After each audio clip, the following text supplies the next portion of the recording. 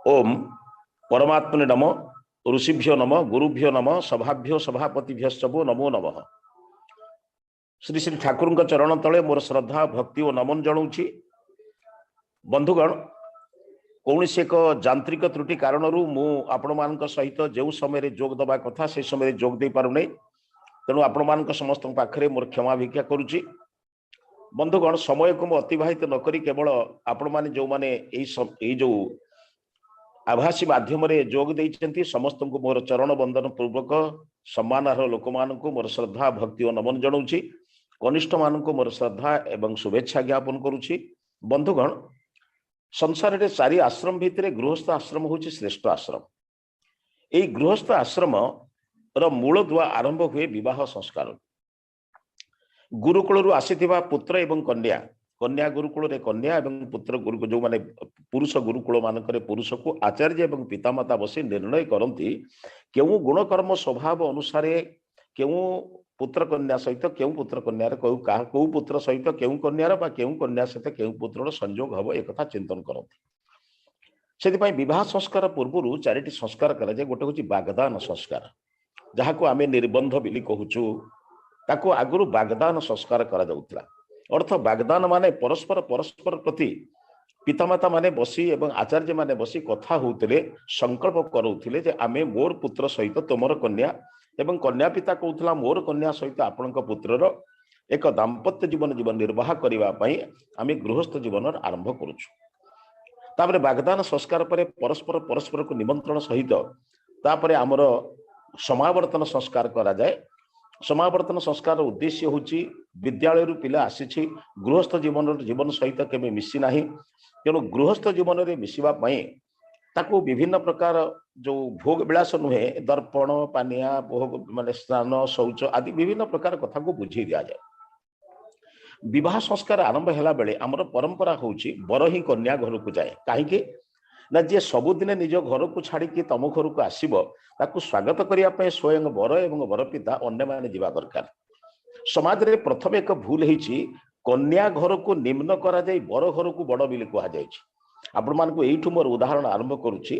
जेतबेले रामचंद्र को वर्ण करवा, रामचंद्र शिवधनु भांगी साइला परे दशरथ निज पुत्र मान को नहीं विवाह करने जनक निकट को गले। जनक आसला बेले जनक को प्रथम दशरथ प्रणाम कले। जनक कहले आज्ञा मो कन्या पिता आपन को प्रणाम करिया कथा कहले नाही आज्ञा, संसार किए जे दिए बड़ ना जे निए बड़, आपन जेहेतु मते देबे आपन होउचंती दाता, मु जेहेतु ग्रहण करिवि मु होउची ग्रहिता। तेणु कन्या पिता हिसाब से आपन मोर सम्मानर कथा। समाज बर्तमान बिगिड़ी जाइछि, कन्या पिता ही सबुठारु संपूज्य हवा दरकार। बरघर मानकर जो अत्याचार बर्तमान चली एगुड़ी चलीगले कर्मकांड से विधान गुड़िक अच्छी। प्रथमे परस्पर जिते द्वार मुह को आसता द्वाराचार विधि कह जाए। कन्या एवं कन्या पिता प्रथमे बर एवं बर पिता बर जो बंधु बांधव आसता स्वागत करते। से गोटे मंत्र पढ़ा जाए, साधु भगवान आस्ताम अर्जय श्यामु भवंत। आपण सज्जन आसचंती, मु आपन को स्वागत करने अपेक्षा करिछि।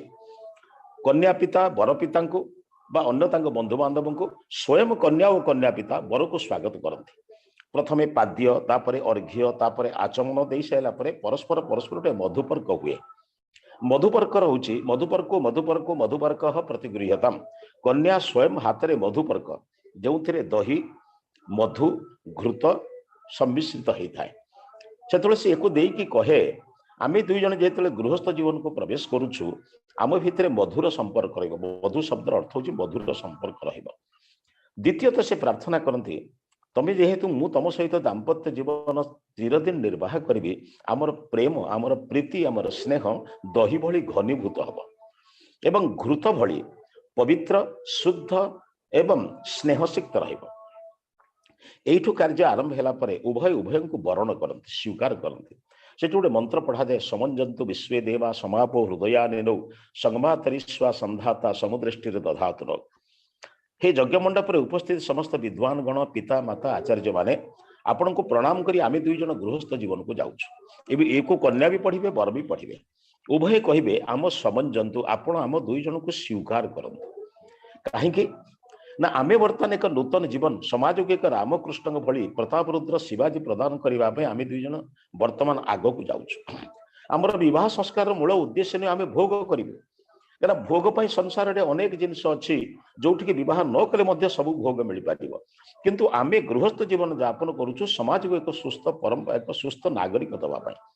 ସେ ରାଣୀବାଇ ସୀତା ସାବିତ୍ରୀ ଭଳି କନ୍ୟା ହେଇପାରେ କିମ୍ବା ସାବିତ୍ରୀ ବା ସାବିତ୍ରୀ ଭଳି କନ୍ୟା ହେଇପାରେ, ରାମକୃଷ୍ଣ ଶିବାଜୀ କିମ୍ବା ଅନ୍ୟମାନଙ୍କ ପରି ଏକ ପୁରୁଷ ବି ହେଇପାରେ। ଆମେ ତାକୁ ଅର୍ପଣ କରିବା ପାଇଁ ଯାଉଛୁ, ତେଣୁ ଆପଣଙ୍କର ଆଶୀର୍ବାଦ ଦରକାର।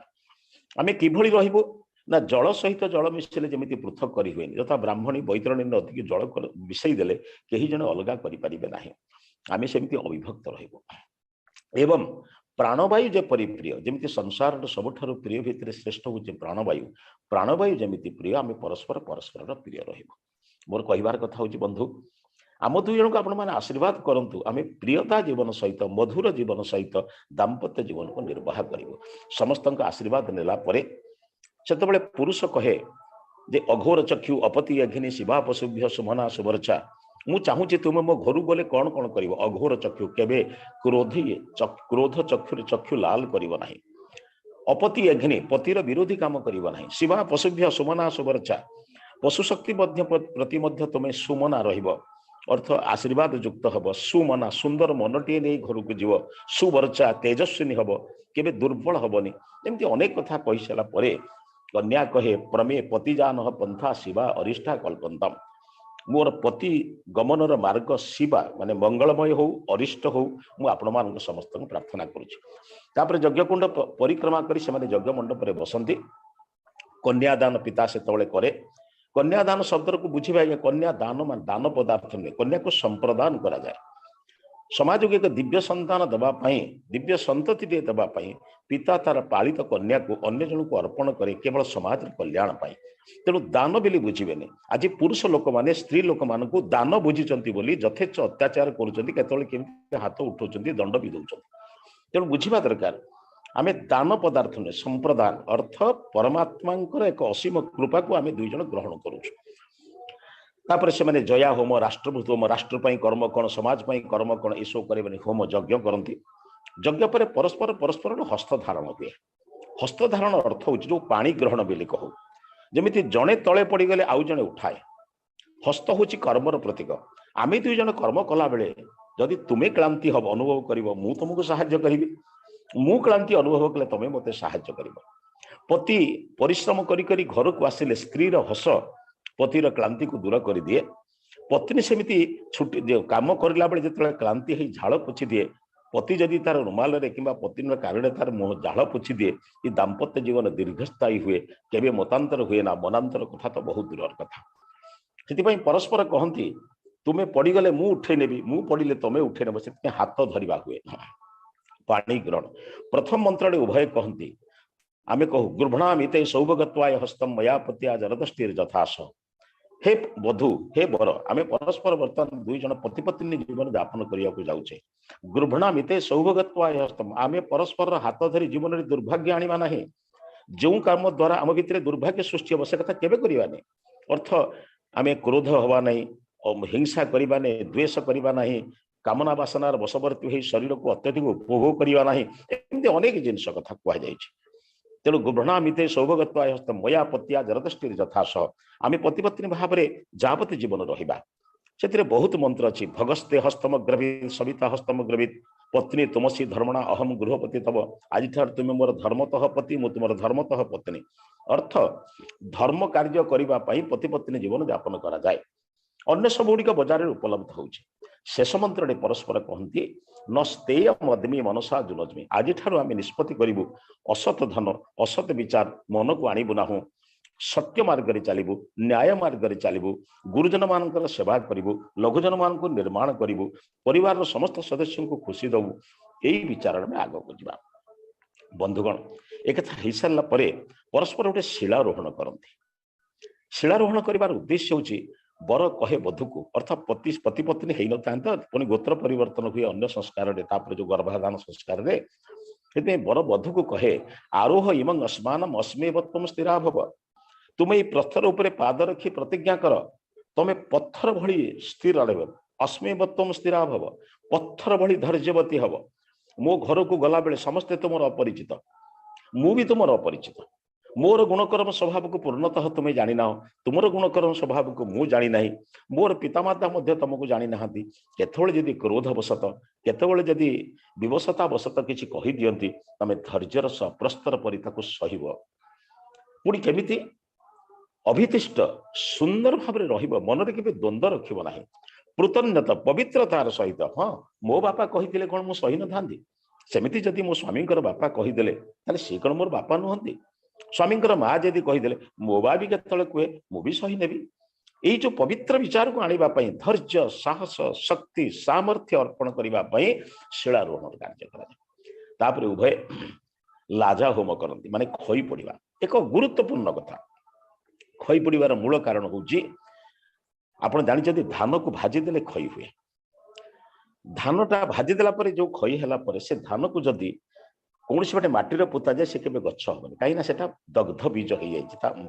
जन्म दबार शक्ति नष्ट हो जाए अर्थ तार प्रसार शक्ति नष्ट हो तेणु खई को भाजिले धान नहीं धान को भाजिले खई हुए ठीक सेमिति कन्या जीवन विनाश हेले बधू जीवन आरंभ हुए कन्या आहुति दिए आप देखिए खई पड़ा बेले झीर हाथ ऊपर थाए पुअर हाथ तले थाए झील कहे अर्जे मणम देव कन्याम अग्नि अयक्षेत्र अग्नि को साक्षी दे गुरुजन मान साक्षी दे आपण मान पौरोहित्य आचार्य मान साक्षी मु कहूची आज ठार मोर कन्या जीवन को मु विनाश करदेली मोर एकमात्र परिचय बधू जमिति धानटा चलीगला खईटा सृष्टि हुए खई जमी मनोरम सुंदर आकर्षणीय स्वादिष्ट सेमिति बधू भाव में मु समस्त मन को नेबी समस्त हृदय रही समस्त दुख सुख को बुझी एवं समस्त मन को नहीं परिवार को आग को नबारे केवल संतान संतति जन्म देवी नुहे परिवार संस्कार को आगर नबारे मु सहधर्मिणी भाव सबकि सहयोग करेंगे से चारिटी आहुति तीन आहुति देला शेष से कहे भगाय स्वाहा भगवान मोर भगवान षड ऐश्वर्य पाइबापी एवं भग बोले मोर स्वामी को प्राप्त हवा निमित्त स्वामी को प्राप्त हो आम यही कार्य को आग को नबू तापरे गुरुत्वपूर्ण कथा जे बेनिच्छेदन बा सिंदूर प्रदान एवं दान तांको जो हाथ रे जो विभिन्न अलंकरण धारण करवा तार उद्देश्य होची मोर पत्नी को केबे मो अलंकार विहीन करी ना पतिर धर्म से पति पत्नी सौंदर्यवती हवा केवल पति पाई नुहे परिवार पाई कना नारी सौंदर्यवती हेले समाज रे सुंदर संतान दबा पाई योग्य हो जाए तेणु ताकू सुंदर करवा अलंकृत करवा विभूषिता करवा एवं समाज रे संस्कारित करिवार दायित्व पतिर कारण पतिगृह से वातावरण सृष्टि करवा प्रत्येक दिन भजन कीर्तन हवा प्रत्येक दिन ईश्वर उपासना हवा प्रत्येक दिन समाज रे भल काम करिवार योग्यता सृष्टि करिवार पतिर धर्म तापर गोटे सबुठारु गुरुत्वपूर्ण कार्य आसे ताकू कहंती सप्तपदी बंधुगण कौन कारण तो समय दृष्टि मुझे जॉइन कर पारि ना एवं सप्तपदी कथाटा कहूँ भावुँ मोर समय जी आप सहित समय हो सात जीवन को बंधुता दृढ़ करने कन्या बर और बधू उभय सात पाद सांगरे चलती प्रथमे कहती माँ सभ्यन दक्षिण अतिक्रम बर कहे हे बधू तमें आज ठार मोर दक्षिणांगी बामांगी हम ना आम जो स्त्री लोक मान बामांगी बामांगी कहती पंडित विद्वान माने बाँ पटे बसाते विचार करेंगे बामा शब्दर अर्थ हूँ सुंदर सुंदर अटे अंग जार नारीर अंग सुंदर बोली बामांगी शब्द संबोधन करा जाए किंतु बाम शब्दर अर्थ विपरीत आप जानी कन्यादान पूर्व झील बाँ पटे थाए कन्यादान पर झील डाण पटक आसे से कहुए माँ सभ्यन दक्षिण अतिक्रम तमें आज ठार मोर दक्षिणांगी बामांगी नुहे बाम को जीव ना क्या बाम विपरीत दक्षिण अनुकूल जदि पत्नी अनुकूल नहब जदि स्त्री परिवार क्षेत्र में अनुकूल गामिनी नहब ताले परिवार चलो केमी ये दक्षिण शब्दर अर्थ हूँ अनुकूल तेणु पत्नी आम शास्त्र कहुई यज्ञे श्राद्धे विवाहे च पत्नी तिष्ठति दक्षिणा पत्नी दक्षिण रे माँ सभ्यन दक्षिण अतिक्रम पर प्रथम पादरे कहे बर बर बधू कहे देख प्रथम मागुची तुमको ईसे एकपति भव सामांग अनुव्रत हब विष्णुस्वा नयतु पुत्रान बिंदाव हे बहुस्ते सन्तु जरदष्टय हे बधू तमें मो घर गले ऐश्वर्यर बाधक हबनी अनेक स्त्री लोक माने अनेक डिमांड माने दाबी करी पतिर अर्थ को नष्ट करती दुरुपयोग करते से कहे ना तुम अर्थ को दुरुपयोग करनी आउ अर्थ को किपर विनियोग करवा तुम्हें मत बुद्धि दब अनुव्रत आम परिवार जो व्रत अच्छे से व्रत को तुम्हें अनुकरण कर मुझे अनुकरण करी द्वितीय कौच ऊर्जे द्विपदी भव ऊर्जा माने शक्ति। तुम्हें दुईटी काम करिव, मो शारीरिक शक्ति नष्ट करिव नाही किंबा मोर मानसिक शक्ति नष्ट करिव नाही। अत्यधिक सौंदर्यवती ही मोर शारीरिक शक्ति को नष्ट करिव नाही किंबा कठिन कथा कही मन को बाधिला भलिया कथा कही मते दुखित कला भली कथा कही मते तो मोर मानसिक शक्ति को नष्ट करिव नाही। तृतीय कहते रायस्पशाय त्रिपदी भव। तृतीय पदरे मागुची रायस्पश, मोर धन जेमिति आसीब, शुद्ध धन केमिति आनिबी, शुद्ध धन को परिवार क्षेत्र में केमिति विनियोग करिबी, समस्ते केमिति सुखरे रहिबे, ये सबुर परामर्श तमे ही नब। कारण तुमको छाड़देले तुम जी दुखरे रहिबो मो परिवार अन्य मानू केमी दुख देवी। अनेक समय पतिटी बिचरा बड़ कष्ट थाए, गोटे पटरे पत्नी गोटे पटरे माँ, बिचरा कुआड़ी की जीव। जदि पत्नी को कहले पति माँ को कष्ट, माँ को कहले पत्नी को कष्ट, तेणु पत्नीर धर्म होची माँ सेवा करी पति चिंतन को दूर करवा। जोटी उपयुक्त सहधर्मी स्त्री मिले तार प्रथम काम होची से सर्वदा निजर माँ बापा को सेवा जमी करूला सेमिति शशुर सा सेवा कले पतिर मानसिक शक्ति नष्ट हुए ना। ऊर्जे दीप तृतीय रायस्पशाय धन को प्रयोग करवा। चतुर्थ हूँ मयोहवाय, मोर परिवार क्षेत्र में तुम एत सुंदर वातावरण सृष्टि कर सुंदर वातावरण चारिड़े भाग कही लोक कहबेनि जे ये नारीटी आसला पर ये बहुटी आसला पर परिवार में कष्ट आसला बोली। ये परिवार को सुंदर सौंदर्यपूर्ण सुख समृद्धिपूर्ण करने सबकि सहयोग मत तुम कर। पंचम कौच मयोहवाय पर षष्ठ कौच पंचम प्रजाभ्य षटपति भव। षष्ठ पदरे मागुची प्रजा, भविष्य में प्रजा जहाँ को आनिबा आमे आगे संस्कारित हैला परे प्रजा को आनिबा। आमे निजे संस्कारित है नथिबा तेणु अन्य प्रजा को आनिबार आवश्यकता कौन। आमे प्रथमे संस्कारित हवा, आमे निजे प्रथमे अनुभव करवा जे तृतीय प्रजा सृष्टि करिवार दक्षता आम पाखे अछि। सेतिपई आमको ब्रह्मचर्य, सेतिपई आमको शारीरिक शक्ति, सेतिपई आमको मानसिकता आध्यात्मिकता विचार वृद्धि गुरु गुरुजन साधु संत विद्वान मान प्रति भक्ति ये सबूर समन्वय हेले तापर आम प्रजा को आनिबा। आम प्रजा निमित्त ही एकत्र हवा निमित्त प्रजा आनिबा नहीं। ये सबको चिंतन प्रजाभ्य से जो कहले पंचमदेव ताय रायस्पशाय धन संपत्तिर सुविनियोग पाई परिवार को सुपरिचालना करबा पई आमे सुंदर मंत्रणा दे करबा। सेतिपई नारी को मंत्री कहा जाए। विपदी मंत्रणांग बुद्धि शास्त्री प्राण भल्लवा। विपद समय जे मंत्री भली मंत्रणा दिए। देख तुम बापा एमती कहते तमे मु सही नौची तमे कष्ट पाओ ना। से नारी गृहर लक्ष्मी हो जाए, गृह को निर्मात्री हो जाए, गृहर बधु नुहे केवल गृहर धारिणी धर्त्री हो जाए। से शेष कहते सखे सप्तपति हब। सप्तम पदे कहते आज ठार आम दुई जन हेले सखा। सखा बुझे समान ख्याति जार थाए ताको सखा कहते। तमी भी ब्रह्मचारी थिल, मु भी ब्रह्मचारिणी थी। तम कन्या कौचे कथा बर भी कहते देख तमे ब्रह्मचारिणी थिल, मु ब्रह्मचारी थी। आम जीवन में किसी नथिला, केवल विद्याध्ययन करुले, गुरुंकर सेवा करुले, गो सेवा करुले। आज आम गृहस्थ जीवन को आसला अनेक दायित्व आसला। पितामाता सेवा करिया पड़िबो, समाज को उपयुक्त संतान दबा को पड़िबो, परिवार संपृक्त समस्त को ज्ञान प्रदान मान समस्त सहित भल सहावस्थान करने को पड़िबो एवं परिवार रे आध्यात्मिक वातावरण सृष्टि करने को पड़िबो। यज्ञ होम संध्या प्रार्थना उपासना भजन यू करने को पड़िबो।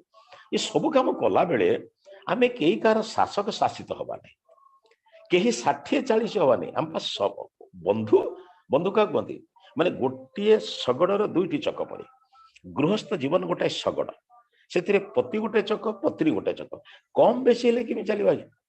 आम संसार में पति माने बुझे आम 60 पत्नी माने होती 40।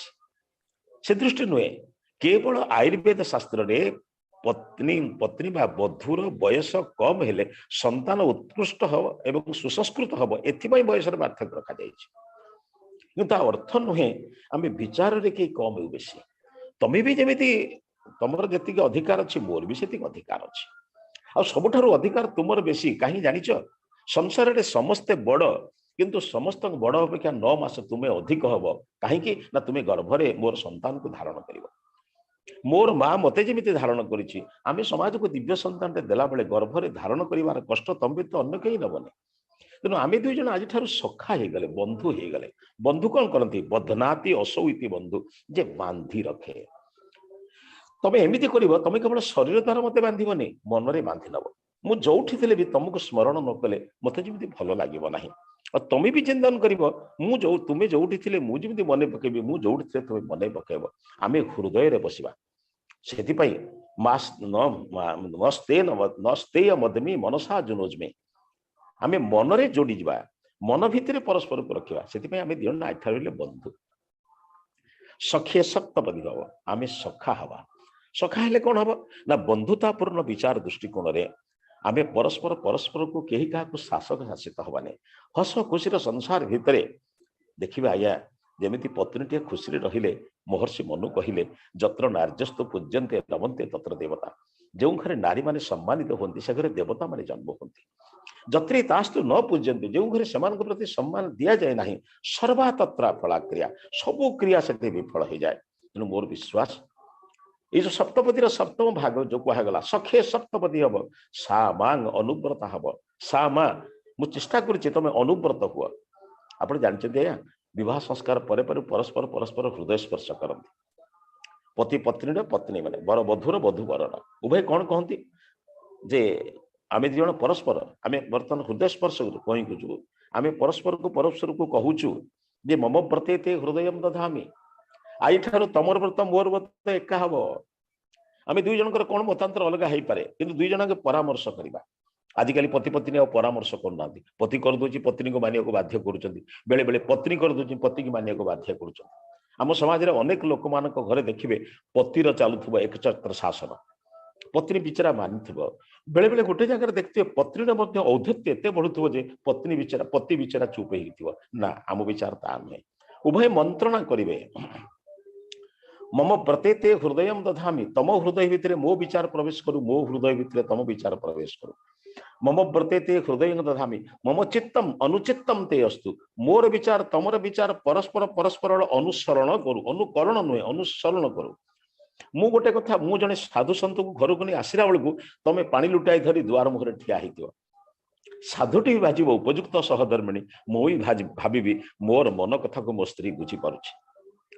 କୌଣସି ଘରେ ବାପାଙ୍କର ଦେହ ଭଲ ନାହିଁ, ସ୍ୱାମୀ ସାଙ୍ଗେ ସାଙ୍ଗେ କହିବ ବାପାଙ୍କ ପାଇଁ କଣ ଆଣିବି, ସ୍ତ୍ରୀ କହିବ ଏଇ କଥାଟା କହିବାକୁ ଯାଉଥିଲି। ତାହେଲେ ସେଇଟାକୁ ଅନୁବ୍ରତ ପିତୃପୁତ୍ର ବୋଲି କୁହନ୍ତି। ଅନୁବ୍ରତ ସେଇଥିପାଇଁ କହିଲେ ଆମ ପରସ୍ପରର ପୁତ୍ର କନ୍ୟା ମାନେ ମଧ୍ୟ ଆମର ଅନୁବ୍ରତ ସେଟାକୁ ଗ୍ରହଣ କରିବେ। କେମିତି ନା ଆମ ଦୁଇ ଜଣ ଯେମିତି ରହିବ। ସେ କହିଲେ ମମ ବ୍ରତେତେ ହୃଦୟଂ ଦଧାମି ମମ ଚିତ୍ତମ୍ ଅନୁଚିତ୍ତମ୍ ତେ ଅସ୍ତୁ ମମ ବାଚମ୍ ଏକମନାଜୁଷସ୍ୱ, ମୋର କଥାକୁ ପୂର୍ଣ୍ଣ ମାତ୍ରାରେ ଶୁଣିବ, ତାପରେ ଉତ୍ତର ଦବ। ମୋ ଜଣେ ବନ୍ଧୁ କହିଲେ ଆମ ଘରେ କଳିକଜିଆ କାହିଁକି ହୁଏ ଜାଣିଛନ୍ତି, ମତାନ୍ତର ହୁଏ, ପୁରା କଥାକୁ ଆମେ ଶୁଣନ୍ତିନି। ମୁଁ ଗୋଟେ ପ୍ରବଚନରେ କହିଲି ଘି ସେ ତେଲ ଅଚ୍ଛା ହେ ମାନେ ରଖିଛୁ, ବାକ୍ୟ ସରିନି, କିଛି ଲୋକ ଉଠିକିଲେ କଣ ଆଜ୍ଞା ଘିଅ ଠାରୁ କେମିତି ତେଲ ଭଡ଼। ମୁଁ କହିଲି ଆଜ୍ଞା ଘି ସେ ତେଲ ଅଚ୍ଛା ହେ ଖାନେ କେ ଲିଏ नहीं मालिश करने के लिए। ବାକ୍ୟ କଥା ନ ଶରଣରୁ ଲୋକେ ଉତ୍ତର ଦିଅନ୍ତି। ଠିକ ସେମିତି ପତି କଥା କହିଲା ବେଳେ ଅଧା ସରି ନଥିବ ସ୍ତ୍ରୀ ଯୁକ୍ତି କରେ, ସ୍ତ୍ରୀର କଥାକୁ ପୁରା ନ ଶୁଣିକି ସ୍ୱାମୀ ଯୁକ୍ତି କରେ, ଘରେ ପାଟି ହୁଏ। ସେଥିପାଇଁ କହିଲେ ମମ ବାଚମ୍ ଏକମନାଜୁଷସ୍ୱ, ମୋ କଥାକୁ ତୁମେ ଭଲ ଭାବରେ ଶୁଣିବ, ବିଚାର କରିବ, ତାପରେ ଉତ୍ତର ଦେବ। ପ୍ରଜାପତି ସ୍ୱାମ ନିଯୁକ୍ତ ଭୟମ୍, ଅନେକ ଯୁବତୀ ମାନଙ୍କ ଭିତରୁ ତମକୁ ମୋ ପାଇଁ, ଅନେକ ଯୁବକ ମାନଙ୍କ ଭିତରୁ ମତେ ତୁମ ପାଇଁ କିଛି ଗୋଟେ ସଂଯୋଗ ଥିଲା ବୋଲି ତ ଆମେ ଦୁଇ ଜଣ ଯୋଡ଼ି ହେଇଛେ। ତେଣୁ ଦୁଇ ଜଣ ଯେହେତୁ ସଂଯୋଗରେ ଯୋଡ଼ି ହେଇଛେ, ଆମେ ଏମିତି କରିବା, ଦୁଇ ଜଣଙ୍କ ସଂଯୋଗରେ ତୃତୀୟ ରାମକୃଷ୍ଣଙ୍କୁ ତିଆରି କରିବା, ଲୋକେ ତାରି ମାଧ୍ୟମରେ ଆମ ଦୁଇ ଜଣଙ୍କୁ ପ୍ରଶଂସା କରିବେ। ତାପରେ ଆଜ୍ଞା ବହୁତ ଇମ୍ପୋର୍ଟାଣ୍ଟ କଥା ସବୁ ଅଛି। ଗୋଟେ ହଉଛି ଧ୍ରୁବ ଦର୍ଶନ, ଧ୍ରୁବ ତାରା ଯେମିତି ଉତ୍ତର ଦିଗରେ ଧ୍ରୁବ, ସେମିତି ତମେ ମୋର ପରିବାରରେ ଯାବତ ଜୀବନ ମୃତ୍ୟୁ ପର୍ଯ୍ୟନ୍ତ ରହିବ।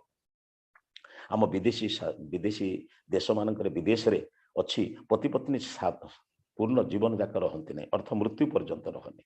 କିନ୍ତୁ ଭାରତୀୟ ସଂସ୍କୃତି, ଆର୍ଯ୍ୟାବର୍ତ୍ତର ସଂସ୍କୃତି ହେଉଛି ଥରେ ବରଣ କଲେ ମରଣ ପର୍ଯ୍ୟନ୍ତ ରହିବାକୁ ପଡେ। ତେଣୁ ଥରେ ବରଣ କଲେ ମରଣ ପର୍ଯ୍ୟନ୍ତ ଯେହେତୁ ଆମେ ରହିବା, ତେଣୁ ବ୍ୟକ୍ତିତ୍ୱ ବଦଳି ହବନି, ନା ସ୍ୱାମୀ ସ୍ତ୍ରୀକୁ ବଦଳେଇ ଦେବ, ନା ସ୍ତ୍ରୀ ସ୍ୱାମୀକୁ ବଦଳେଇ ଦେବ। ଏଠି କଣ କରିବା, ମତି ବଦଳେଇବା, ବୁଦ୍ଧି ବଦଳେଇବା, ଏ ଲୋକ ସାଙ୍ଗର ଜୀବନ ଯାକ କେମିତି ଚଳିବା। ସେଥିପାଇଁ କଣ କରେ ନା ପରସ୍ପର ଧ୍ରୁବକୁ ଦର୍ଶନ କରି କହନ୍ତି ଉତ୍ତର ଦିଗରେ ଧ୍ରୁବ ତାରା ଯେମିତି ଧ୍ରୁବ ଅର୍ଥ ନିଶ୍ଚଳ, ଆମେ ସେମିତି ପରସ୍ପର ଭିତରେ ନିଶ୍ଚିତ ଭାବେ ରହିବା। ତାପରେ କୁହେ ଅରୁନ୍ଧତୀଙ୍କ ପଶ୍ୟ, ବଶିଷ୍ଠଙ୍କ ପାଖରେ ଯେମିତି ଅରୁନ୍ଧତୀ ଅଛି, ଆମେ ଜୀବନ ପରସ୍ପର ବୃଦ୍ଧାବସ୍ଥା ପର୍ଯ୍ୟନ୍ତ ମଧ୍ୟ ଶରୀରର ଆକର୍ଷଣ କମିଲେ ବି ହୃଦୟର ଆକର୍ଷଣ, ମନର ଆକର୍ଷଣ ବଢି ଚାଲିବ। या द्वारा आम परस्पर परस्पर एत भल पाइबा जे आम परिवार भितर भल एत बांटा जे ये मंदर प्रश्न आसबनी गोटे भलर सीमा भितर को मंद आसो केमी सुंदर बाड़ बुझी शस्य को कौन गाई के प्रवेश करें आम प्रीति प्रेम स्नेह एपरी एक वातावरण सृष्टि करवा आम भितर को मतांतर आसबना कहवा उद्देश्य बंधुगण तापर परस्पर परस्पर अन्नर करते अन्नदान करते परस्पर परस्पर खुई दिखती कौन कौन जानते अन्न प्रासेन बणिना प्राणसूत्रेण ग्रंथिना बध्नामी सत्य ग्रंथिना मनस्य हृदय जते आज तुम मन एवं हृदय को स्पर्श करुच्ची कहीं ना या द्वारा तुम मन भितर मोर स्थान मो मन भितर तुम स्थान रमें परस्पर को अन्न दे कहूँ मु तुमको अन्नर के भोजन बंद कर कष्ट देवी ना कि तुम्हें अन्न को दुरुपयोग करना ये जो विचार गुड़िक थिला कहते आज्ञा नांदीमुखी श्राद्ध हूँ पिता माता ठारू विदाय नेला बेले कन्या निजर पिता माता प्रति शेष श्रद्धा अर्थ आनंदित कर सेवा शुश्रूषा जत्न करी बापा माँ जो आदर्श देते से आदर्श को निजर प्रतिकूल विरोध कले प्रकृत से माने श्रद्धा करती बोली श्राद्ध ये अर्थ नुहे पिंड दे जावा एक परवर्ती क्षेत्र में विकृत हो जाए कथा हूँ पितामाता संस्कार को रहिले पितामाता आनंदित हे जिते आप जानवे आज्ञा शाशु जो बहुर संकल्प प्रशंसा करना जो समिधि कह समुदुणी झील पठेन तमें गोटे रत्न पठेच तुम गोटे लक्ष्मी पठेच से माँ कह मोर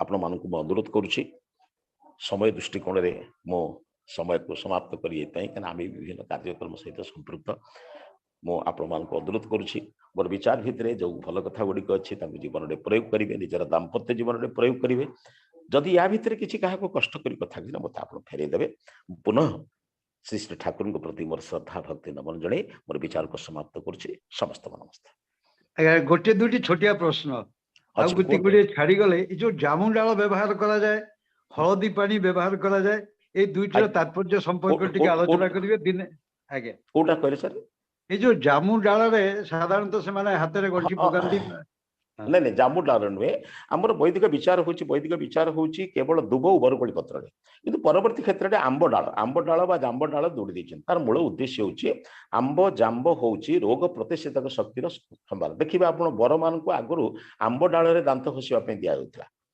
तार मूल कथा हूँ रोग प्रतिषेधक शक्ति द्वारा यही जो पर्ण एवं से अम्लजान को ग्रहण कर जीवन को सुंदर करने हलदी हूँ रोग प्रतिषेधक आप लक्ष्य करेंगे मृता कर्म पर आसिले लिंब हलदी पत्र नियंती से आंटीबायोटिक कहते तेणु शरीर को सुस्थ रखा उद्देश्य से वैज्ञानिक थे विभिन्न दृष्टिकोण ये शब्द को प्रयोग कर जो विचार को प्रयोग कर आज्ञा सर धन्यवाद सर ये थे आम पंडित वीरेंद्र कुमार पंडा जड़े ओडिशार बहु चर्चित व्यक्तित्व ये आध्यात्मिक दृष्टिकोण आलोचन से भाव में ओडिशार प्रत्येक जनमानस भितर एपरी एक दिव्य स्थान अधिकार कर भाषा देखि व्यक्त करे ना जेहेतु आमर विवाह संपर्कित आलोचना दीर्घ एक मास धरी चली ठाकुर दर्शन अनुजाई विवाह विभिन्न दिगंत को आम आलोचना करूँ केवल बाकी थिला ये विवाह वेदी उपर हेउथिबा कर्मकांड संपर्कित किछि कथा हुए तो जानापी आज विश्वर कोण अनुकोण हजार हजार संख्यार परिवार आपण कथा को शुणी